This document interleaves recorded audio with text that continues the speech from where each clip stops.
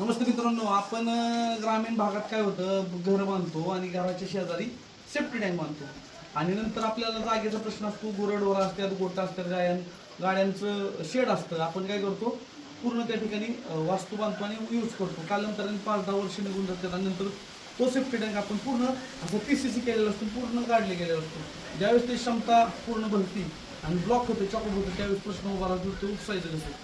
तर तुम्हाला मोग बांधून तरी कुठेतरी होल मारत असतात ना, प्लंबरच्या लक्षात राहतं ना, मालकाच्या ना काय ना, मापं चुकतात आणि नंतर तुम्हाला खूप मानसिक त्रास होतो. त्यासाठी एक काम करायचं, ज्यावेळेस काम होतं, काम झाल्याच्या नंतर त्या जागेवर सेफ्टी टँकच्या जागेवर जर आपण फिनिशिंग करत असेल तर नक्की त्याला मार्किंग करून अशा, आता बघा आम्ही काल या ठिकाणी आलतो, आमचा सेफ्टी टँक भरला होता आणि उपसायचा कसा हा मोठा प्रश्न. नंतर आता आम्ही अंदाज लॉजिक लावत लावत लावत ब्रेकरने फोडलंय. त्यांनी बघा 8-9 इंचाची BCC केली आहे आणि त्याच्या खाली सेफ्टी टँक, त्याच्या खाली सेफ्टी टँकचं स्लॅब आणि त्याच्या खाली ती मटेरियल.